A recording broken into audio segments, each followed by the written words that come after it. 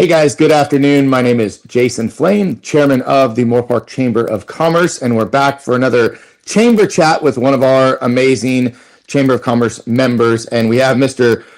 Dr. Marc Judd. And let me just read a little bit about him very quickly. He is a trusted primary care physician who has served the Newbury Park and Moorpark communities since 2003. Known for his whole person approach to medicine, caring for body, mind, and spirit, he ranked in the 99th percentile in a 2024 patient satisfaction survey. Formerly the director of Adventist Health Moorpark Urgent Care, Dr. Judd now focuses fully on primary care, providing greater access to patients of all ages. Originally from Sydney, Australia, he has called Moorpark home for over 20 years. Outside the clinic, he enjoys music, watching cricket, and coaching local mock trial teams. Good to see you. Good morning. Good afternoon. Good to see you, Jason. Thanks for having me.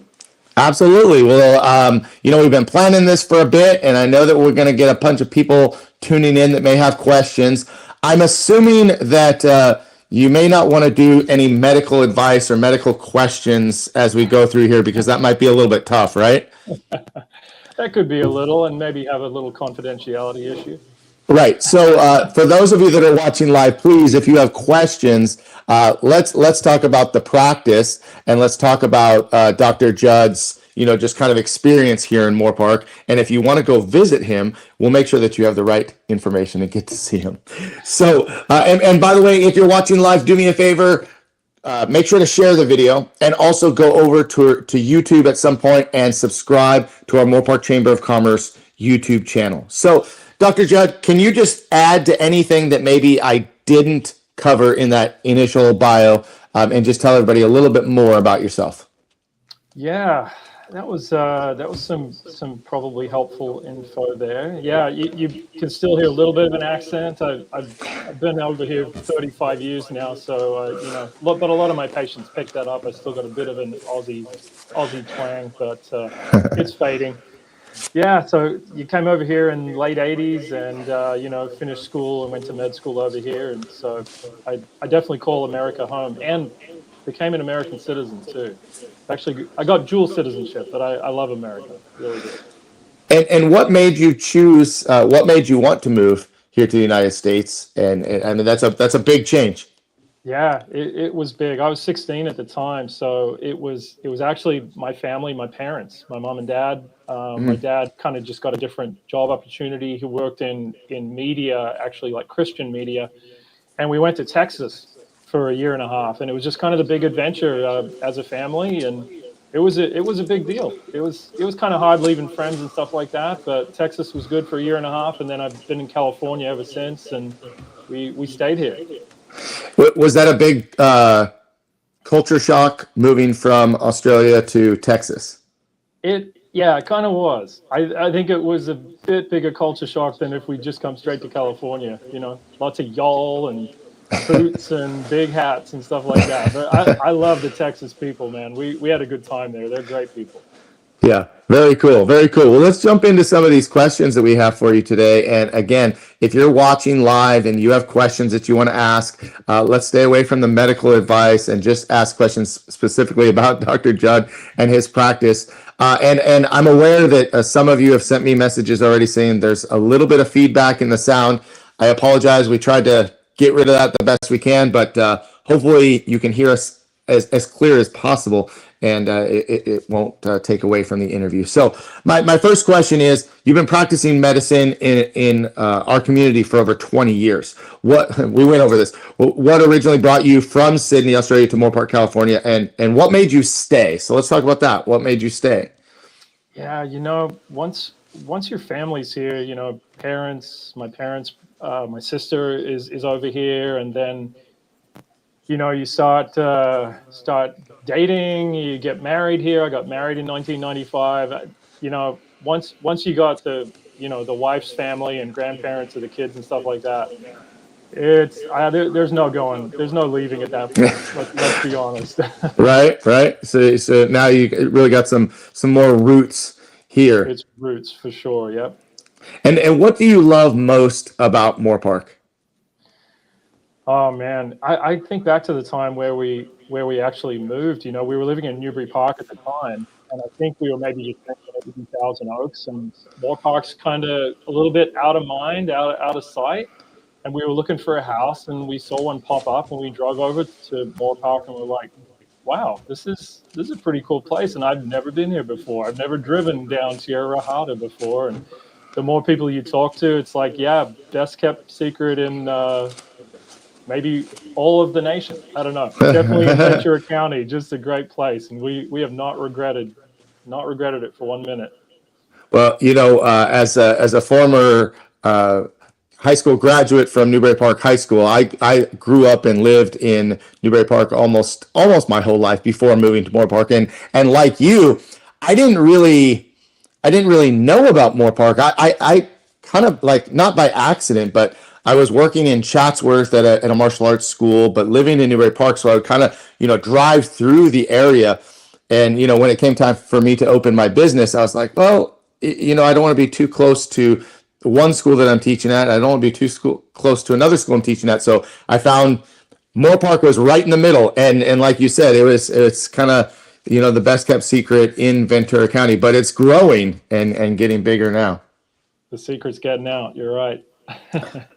Let's see, we got a question here. Jackie wants to know, how is the transition from urgent care to primary? How has that transition from urgent care to primary care been for you?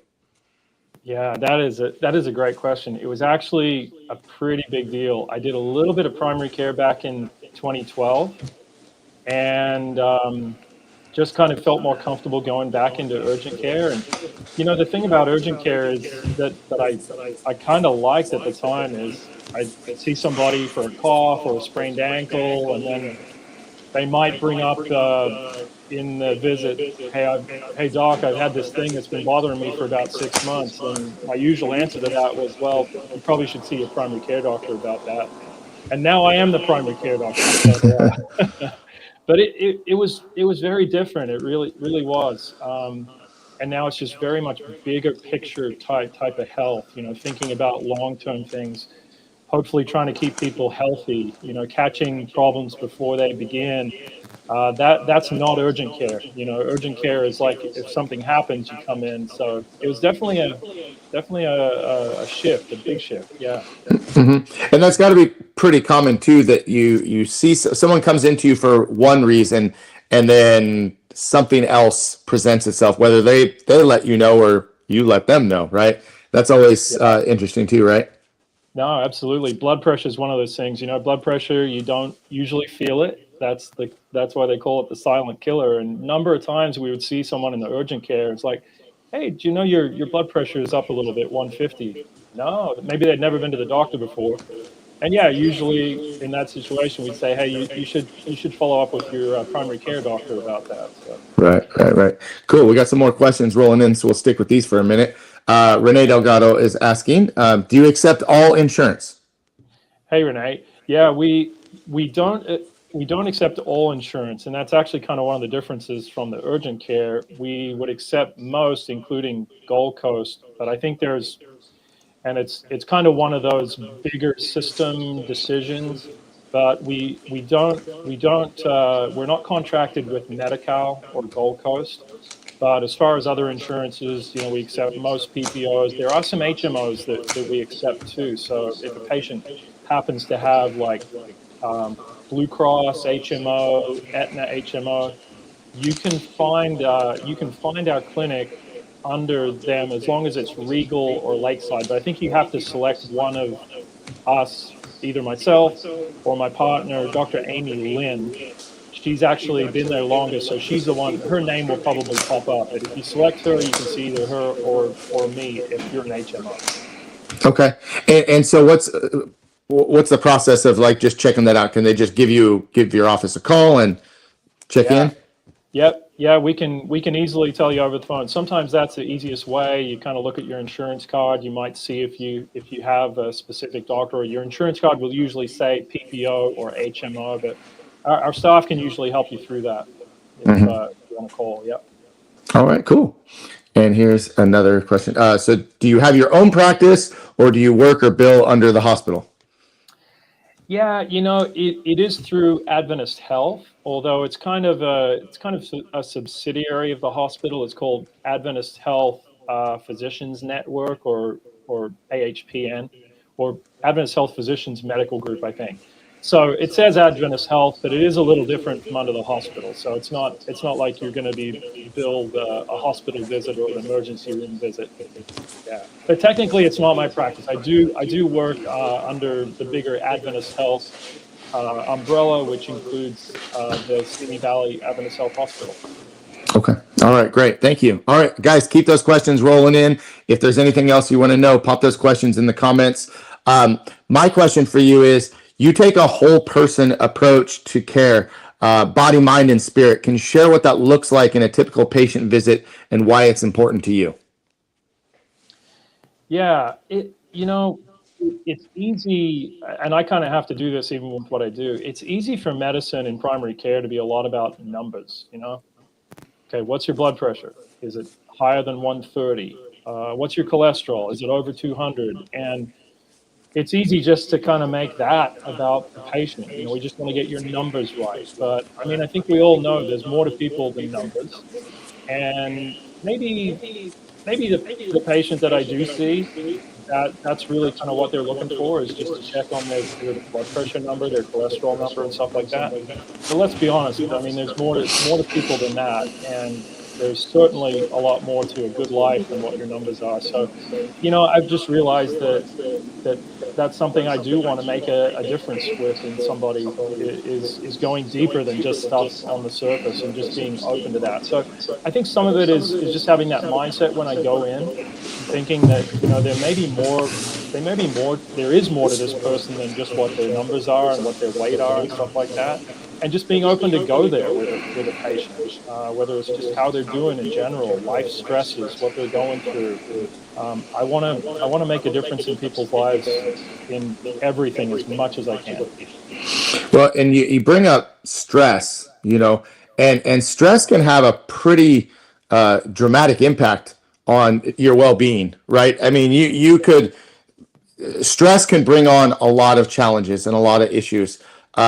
Talk about that a little bit. Talk about some of the things that you look for that are stress related, and what advice do you give your patients? Yeah, I mean, the two biggest things that come to mind is I think we kind of know from research that stress has a lot to do with the immune system. I don't think we even fully understand it, but just that susceptibility of getting sick if you're stressed out. And the other thing is what role it plays with, like, heart health and cardiovascular health. There really seems to be some evidence that stress plays a big role in that. But I think the bigger thing is just, man, life is hard when you're stressed out. Life is hard when you're anxious, and I think there are so many people that's part of their day, and I think they've kind of learned to live with it and deal with it. But I think it just makes life so much more difficult in so many ways. Well, and how often do you see a patient that I've been feeling like this for months and months and months, and it was really a major problem. This has hurt for so long, and it's like, well, why didn't you get it checked out, or why did you let it go? But like you said, we get so used to being stressed out or being overwhelmed or dealing with a chronic pain, and not doing anything about it. Do you see that a lot in your office? Yeah, guys are probably the most guilty of that. We're stubborn, right?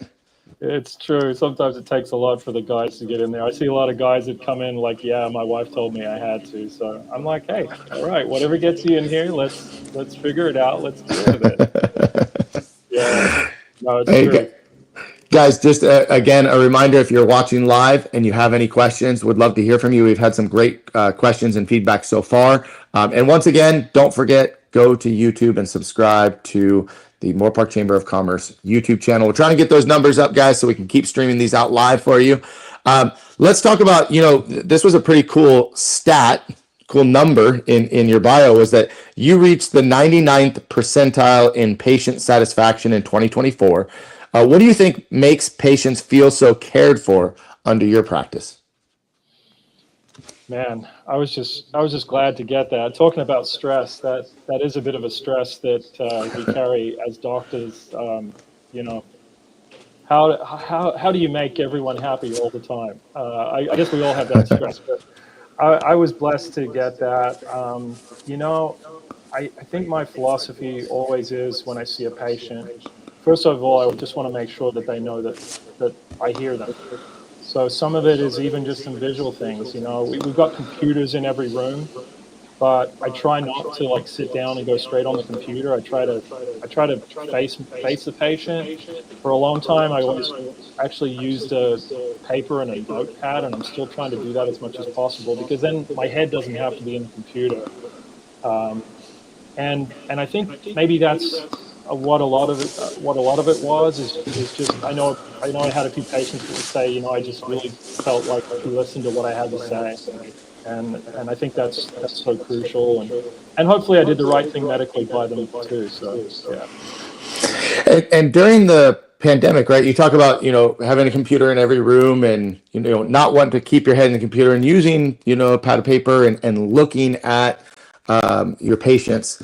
What was that like for you during COVID, when there was a lot more telehealth, and people were not coming into the office? Was that a big challenge for you? And do you feel like you were still able to provide the same level of care at that time? Yeah, telehealth is really hard. We actually didn't get that much into it at the urgent care because I I st- it's hard to practice good medicine over the phone when Bear you with us, can't check guys. vital signs and Go ahead. So yeah. it cut out for just a second. So we're just talking Okay. about telehealth. Sorry about that. Yeah, telehealth is tough. It's hard to really take good care of a patient over the phone. I'll just be honest. Even with video, you're not able to listen to the patient's lungs or check their vital signs, things like that. So even during the pandemic, we actually really tried to have people in as much as possible and just take those precautions that we needed to. But we actually would do some patient visits from outside in the car too, where I could talk to them a bit over the phone, but just still be able to go out there and get a face-to-face look at them, and even listen to their lungs. We do that as confidentially as possible. But yeah, that was definitely a challenge. I bet. I bet. Um, well, before I get into the next couple of questions, tell me a little bit more about your practice, and your office, and what you do that we haven't talked about so far, just so I can make sure I give you an opportunity to go over that. Absolutely. Yeah, we are ironically in the same building as the urgent care was, and that's the urgent care that I was at for seven years. I was the medical director there, so it was a bit of a shock to us all included, probably some in the community too, that things closed down. But I'm in the same building as there with Dr. Amy Lynn, who's another family practice doc, and so there's two of us there. Got a great staff there. We're kind of down the hall that you can see some signs on the lower level there.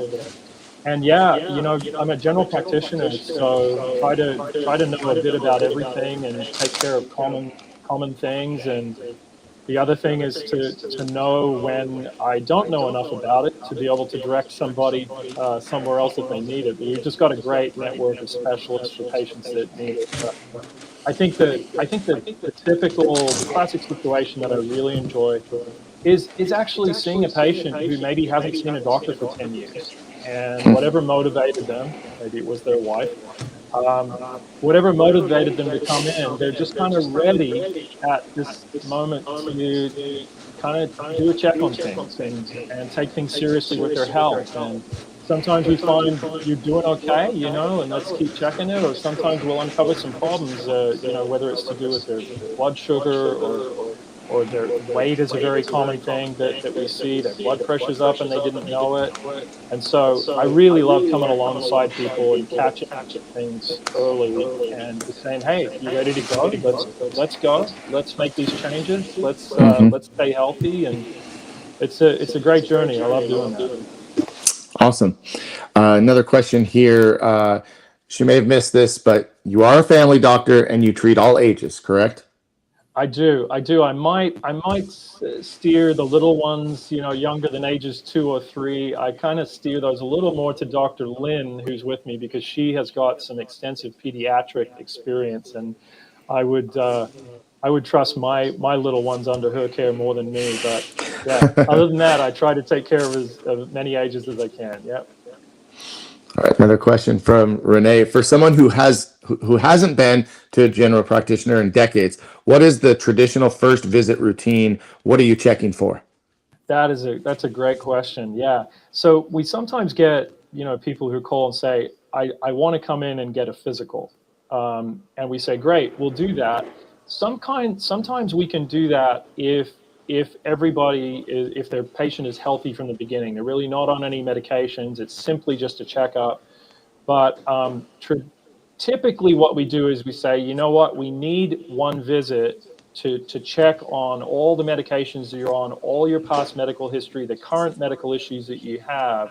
We do that at the very first visit because we really need that information before we can do a preventive physical checkup. So that's kind of the first one coming in, is getting your medical history, finding out what medications you're on, family history, if you've had surgeries before. And the one thing I really try to do is, a lot of time when people come in for the first visit, maybe they do just want a checkup, but often there's one or two things that they really need kind of taken care of or a refill or something like that. So we say, what's at the top of your list? What do you need today? And sometimes that means we just have to shift the physical, the preventive checkup to the next visit. So that's kind of what that looks like. Got it. All right. Well, listen, with back to school right around the corner, I've been teaching kids for 30 plus years. I know as soon as back to school season hits, all the germs, all the things, what's some of your best advice to all the parents out there for their kids to help them to maybe prevent or help avoid getting sick? I mean, at some point, everybody's going to catch what's going around, right? But what are some really basic things that people can prevent getting sick at back to school time? Yeah, I think probably one of the biggest ones is hand washing when you're at home, if you want to try to avoid things getting spread around at home. The alcohol stuff is okay, but I do understand that actual good old soap and water for 20, 30 seconds is actually better than that. There's a certain amount of just kind of being close to each other, coughing and sneezing. If that happens, you're probably going to have a hard time avoiding it. And that's kind of what life is like at school. There's a lot of people together at the same time. But the other thing, and I don't know how successful you can be with this with your kids, is making sure they get enough sleep. Sleep is really a big one with immunity. I think the numbers right now with kids especially is recommending probably around 9 hours of sleep at least is what they need. Adults need probably 7 to 9. You can go a little less, but still at least 7. But kids really need probably 9 to 10 hours of sleep, and that has a lot to do with your immune system. Great, thank you. And is there anything that's that's just typical at back to school time? And if they're feeling symptoms, what are those symptoms? Yeah, I mean, respiratory things are definitely the big things. Flu often comes around a little later in California. We often don't see it till maybe November, December, till the weather actually starts cooling off. So it may not be flu right away. There have definitely been a bit of an increase in some COVID numbers the last month or two. And that we usually kind of see that peak up and then it'll ease off again. So I wouldn't be surprised in the next month or two that actually those numbers might come down. But just good old coughs and colds are a classic one that will probably go around. A bit of strep throat, is not surprising. All right, cool. Well, I want to ask you a couple questions, just about you, right? Outside of medicine, you got some pretty unique interests, coaching mock trial teams. How'd you get involved in that? And what parallels do you see between mentoring students and caring for patients? Yeah, mock trial was a big surprise to me. I never heard of it. My son in his school got involved with it, ended up, and I'd never seen him do it, ended up doing a competition. I went to see him and his team do it, saw what these kids are doing, blown away. And I was just like, kind of wanted to hang around the team. Is there anything I can do with the other adult coaches? And I got into it that way and then ended up coaching for, I think, 11 years. Team in Thousand Oaks, which was so fun. Both my kids did it. I have a son and a daughter, and my son's in law school now, so it probably had something to do with that. And my daughter thinks she may go that direction. But no, I think the parallel is I love the journey with these kids and the other coaches on the team.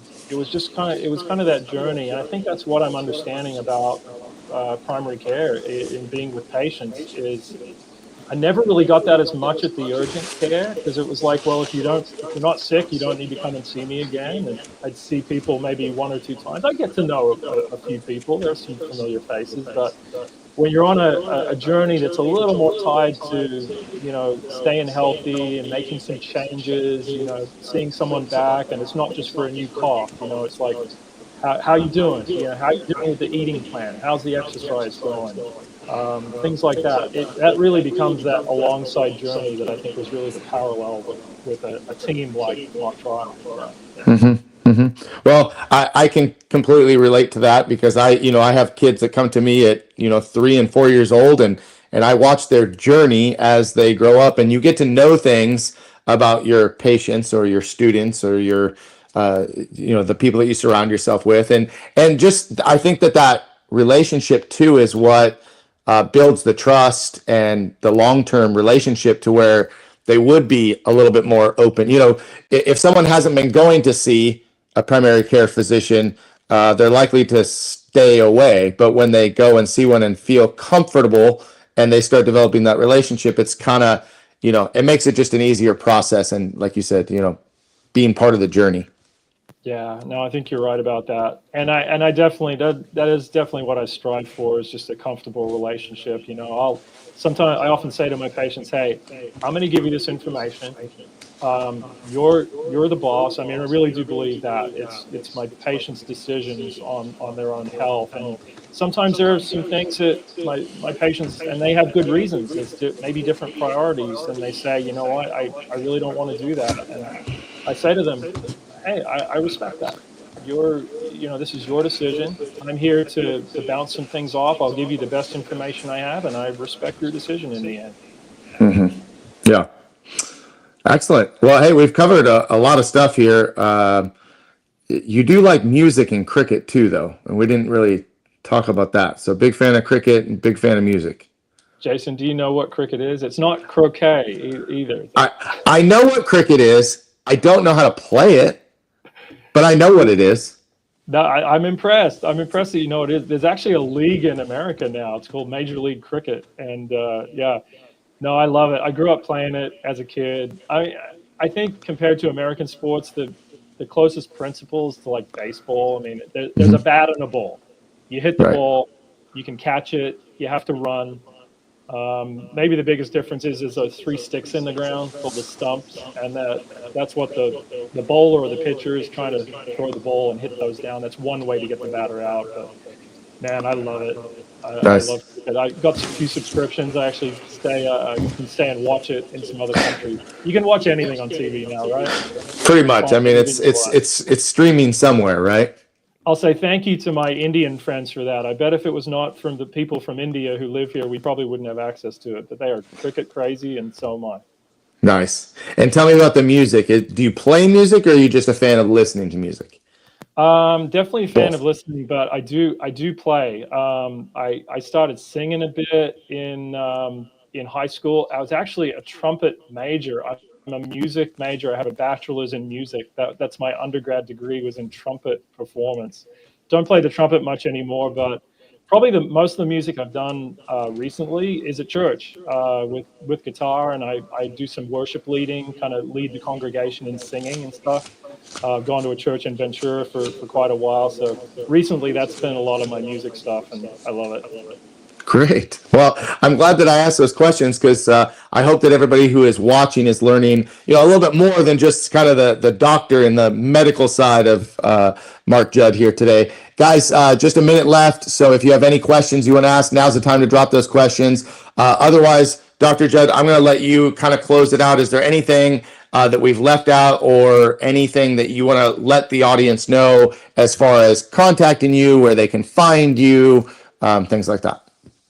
Yeah, I don't know if I have there's probably a way to put in the phone number here, but I mean, I can easily give it to you if you have a pen and paper and you want to write it down. But we're pretty easy to find if you put in Moorpark Primary Care. We're kitty corner across from Target, like basically across the street from Bank of America and Amazon Fresh. Um, it's the corner of Science Drive and LA Avenue. Our phone number is 306-0222. And the good thing about me just starting a practice the last 4 or 5 months is I'm pretty available right now, pretty easy to get into, and that's changing with time as my patient population is building. But hey, it would be my pleasure and my honor to come alongside any of you with your health and medical needs. I'd look forward to it.